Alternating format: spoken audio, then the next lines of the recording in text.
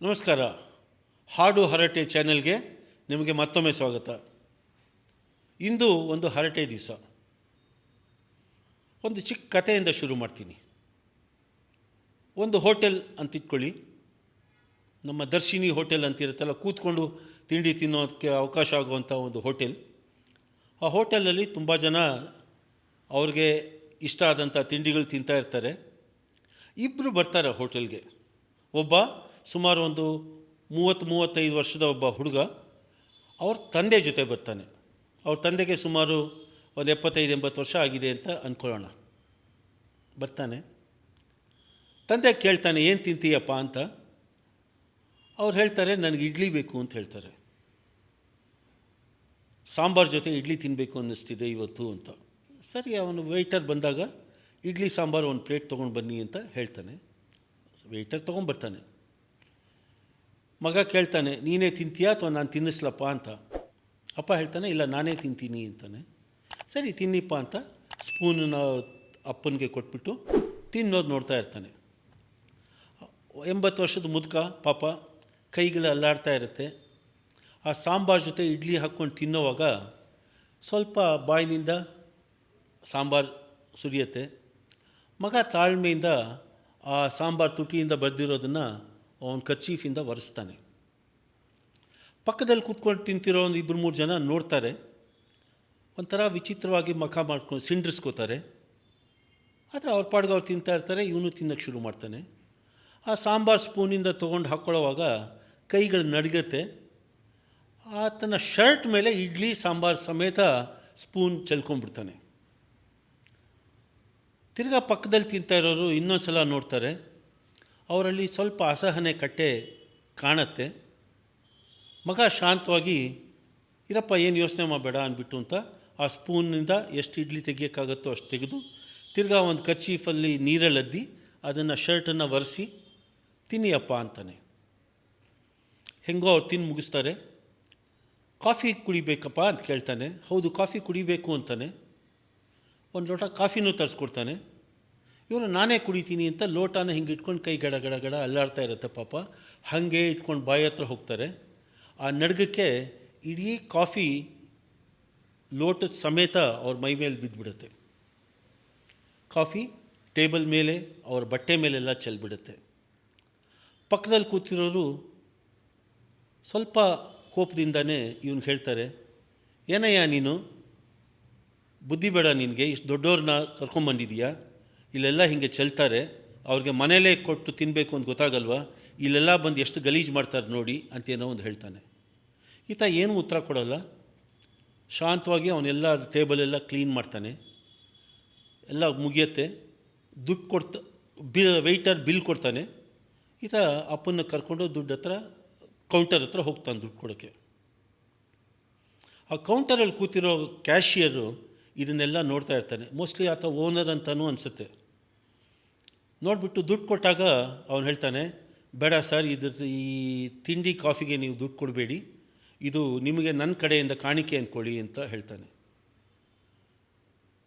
ಇವನಿಗೆ ಸ್ವಲ್ಪ ಆಸೆ, ಇಲ್ಲ ಪರವಾಗಿಲ್ಲ ಅಂತಾನೆ. ಇಲ್ಲ ಸರ್, ಇದು ನನ್ನ ಕಾಣಿಕೆ, ಇದು ಇವತ್ತು ನೀವು ನನಗೊಂದು ಪಾಠ ಕಲಿಸಿದ್ರಿ, ಅದಕ್ಕೆ ನಾನು ನಿಮ್ಗೆ ಕೊಡ್ತಿರೋ ಗುರುದಕ್ಷಿಣೆ ಅಂದ್ಕೊಳ್ಳಿ ಅಂತ ಹೇಳ್ತಾನೆ.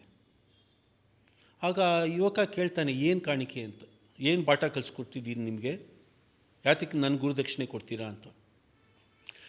ಆಗ ಅವನು ಹೇಳ್ತಾನೆ, ನಮ್ಮ ಮನೇಲೂ ಒಬ್ಬ ವಯಸ್ಸಾಗಿರೋ ತಂದೆ ಇದ್ದಾರೆ. ಅವರು ಮನೆಯಲ್ಲಿ ಊಟ ಮಾಡುವಾಗ ಇದೇ ಥರ ಮೈ ಮೇಲೆಲ್ಲ ಬಟ್ಟೆ ಮೇಲೆಲ್ಲ ಚೆಲ್ಕೊತಾರೆ, ನೆಲದ ಮೇಲೆಲ್ಲ ಚೆಲ್ತಾರೆ. ನಾನು ಅವ್ರಿಗೆ ಬೈತೀನಿ ಮನೆಯಲ್ಲಿ. ಅವರು ನನಗೆ ಉತ್ತರನೂ ಕೊಡಲ್ಲ, ಸುಮ್ಮನೆ ಕೂತಿರ್ತಾರೆ. ನೆಕ್ಸ್ಟ್ ಡೇ ತಿರ್ಗಾ ಹಾಗೆ ಮಾಡ್ತಾರೆ, ತಿರ್ಗಾ ಬೈತೀನಿ. ಸೊ ಇದು ನನಗೆ ಅವ್ರಿಗೆ ನಡೀತಿರೋ ಬೈಗಳಾಟ ಅವ್ರು ಕೇಳಿಸ್ಕೊಂಡು ಸುಮ್ಮನೆ ಕೂತಿರೋದು ಪ್ರತಿ ದಿವಸ ನಡೀತಾ ಇದೆ. ನೀವು ಬಂದಾಗಲಿಂದ ನಿಮ್ಮನ್ನು ನೋಡ್ತಾ ಇದ್ದೆ, ನಿಮ್ಮಿಂದ ಒಂದು ಪಾಠ ಕಲಿತೆ ನಾನು. ವಯಸ್ಸಾಗಿರೋರಿಗೆ ಕೈ ಅಲ್ಲಾಡೋ ಸಹಜ ಅಲ್ವಾ, ಇದನ್ನು ನಾನು ಯಾಕೆ ಯೋಚನೆ ಮಾಡಿರಲಿಲ್ಲ ಅಂತ ನೀವು ಇಷ್ಟು ತಾಳ್ಮೆಯಿಂದ ನೋಡಿದಾಗ ನನಗನ್ನಿಸಿತು. ಆದ್ದರಿಂದ ನಿಮಗೇನು ಬೇಡ ಅಂತಾನೆ ಅವನು ಹೋಗ್ತಾನೆ. ಅಷ್ಟೇ. ಇದು ಒಂದು ಕತೆ ಅಂತ ಅನ್ನಿಸ್ಬೋದು. ಆದರೆ ಮಿತ್ರರೇ, ನಮ್ಮಲ್ಲಿ ಎಷ್ಟು ಜನರ ಮನೆಯಲ್ಲಿ ವಯಸ್ಸಾದವರು ಇದ್ದಾರೆ? ನಿಮ್ಮ ಮನೆಯಲ್ಲೂ ಇದ್ದಾರಲ್ಲ? ನಮ್ಮ ಮನೇಲೂ ಇದ್ದಾರೆ, ಎಲ್ಲರ ಮನೇಲೂ ಇರ್ತಾರೆ. ವಯಸ್ಸಾದವ್ರಿಗೆ ಅವರು ಜೀವನ ಪೂರ್ತಿ ಅವ್ರಿಗೆ ಶಕ್ತಿ ಇದ್ದಾಗ ಮನೆಗೆ, ಮಕ್ಕಳಿಗೆ ಮತ್ತು ಸಮಾಜಕ್ಕೆ ಅಂತ ದುಡಿದಿರ್ತಾರೆ. ವಯಸ್ಸಾಗೋದು ಸಹಜ, ಮುಪ್ಪು ಬರೋದು ಸಹಜ. ಮುಪ್ಪು ಬಂದಾಗ ಕೈಕಾಲು ಸ್ವಲ್ಪ ಶಕ್ತಿ ಕುಂದೋದು ಸಹಜ. ಆ ಶಕ್ತಿ ಕುಂದೋದ್ರಿಂದ ಈ ರೀತಿಯ ಅನಾಹುತಗಳಾಗೋದು ಸಹಜ. ಮಕ್ಕಳು ಯಾವ ರೀತಿ ಚಿಕ್ಕ ಮಕ್ಕಳಾಗಿದ್ದಾಗ ಯಾವ ರೀತಿ ಅವ್ರಿಗೆ ಮಾತಾಡೋಕ್ಕೆ ಬರಲ್ವೋ, ಯಾವ ರೀತಿ ಅವ್ರಿಗೆ ಮಾತಾಡೋಕ್ಕೆ ಪ್ರಯತ್ನ ಪಟ್ಟರೆ ಜೊಲ್ಲು ಆರಾಮಾಗಿ ಆಟೋಮ್ಯಾಟಿಕ್ಕಾಗಿ ಸುರಿಯುತ್ತೋ, ವಯಸ್ಸಾದಾಗಲೂ ಅದೇ ರೀತಿ ಆಗುತ್ತೆ. ವಯಸ್ಸು ಒಂದು ಸ್ಟೇಜ್ ಆಫ್ ಲೈಫ್. ಅವ್ರಿಗೆ ಯಾವ ರೀತಿ ಚಿಕ್ಕ ಮಕ್ಕಳಿಗೆ ಆಸರೆ ಅನ್ನೋದು ಬಹಳ ಇಂಪಾರ್ಟೆಂಟ್ ಆಗುತ್ತೋ, ಈ ವಯಸ್ಸಾದವ್ರಿಗೆ ಕೂಡ ಆಸರೆ ಅನ್ನೋದು ಬಹಳ ಮುಖ್ಯ. ಆಸರೆ ಕೊಡೋದು. ಅವರು ಬೇರೆಯವರಿಂದ ಬಯಸೋದು ಬರೀ ಅಷ್ಟೇನೇ, ಬೇರೆ ಇನ್ನೇನು ಬಯಸಲ್ಲ. ಅವರು ನನ್ನವರು ಅಂತನ್ನೋರು ನನ್ನ ಜೊತೆ ಇರಬೇಕು,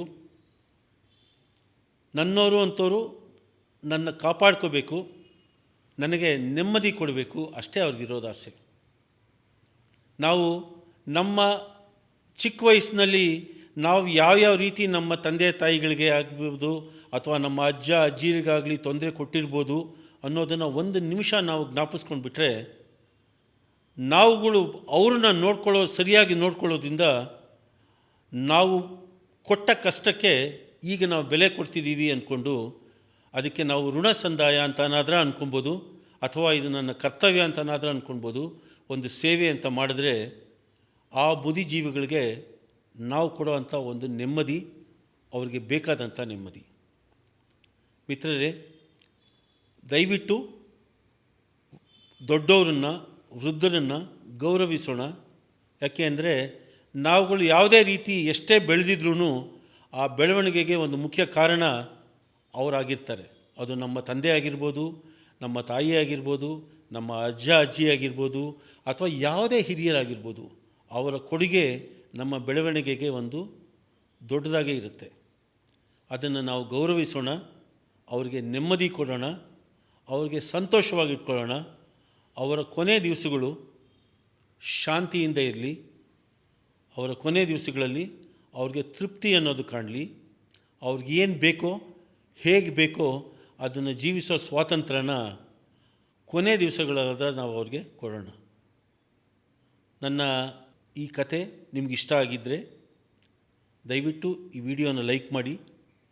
ನಿಮ್ಮಲ್ಲೇ ಯಾರಾದರೂ ಹಿರಿಯರಿದ್ದರೆ ಅಥವಾ ಇದನ್ನು ನೋಡ್ತಿರೋರು ಯಾರನ್ನ ಹಿರಿಯರಾಗಿದ್ದರೆ ನಿಮ್ಮ ಆಸೆ ಅನಿಸಿಕೆ ಏನು ಅನ್ನೋದನ್ನು ನಮ್ಮ ಜೊತೆ ಹಂಚ್ಕೊಳ್ಳಿ. ಯಾಕೆಂದರೆ ಇದು ನನ್ನ ಚಾನಲ್ ಎಷ್ಟೋ ನಿಮ್ಮ ಚಾನಲ್ಲು ಅಷ್ಟೇನೇ. ಈ ರೀತಿ ವಿಚಾರಗಳನ್ನು ಹಂಚ್ಕೊಳ್ಳೋದ್ರಿಂದ ಇಡೀ ಸಮಾಜಕ್ಕೆ ಒಂದು ಸಂದೇಶ ಕೊಡೋಣ.